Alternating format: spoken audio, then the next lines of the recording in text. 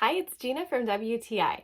I have found the most beautiful martini glasses I have ever seen. They're handmade, hammered glasses from Lysenn.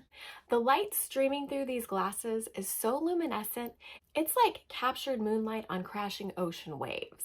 No, but really, I mean, they are just gorgeous. I really like that aside from the gold rim and the iridescence of the glass itself, there's a texture that makes it really interesting, kind of like little bubbles. Not only do they dazzle my eyes, but they're very functional. These have a really solid base that doesn't easily tip over, which is really good for me because long stem martini glasses and I are not friends.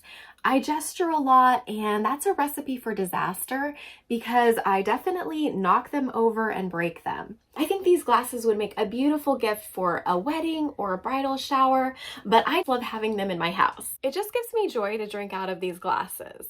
I highly recommend them, and that's my point of view.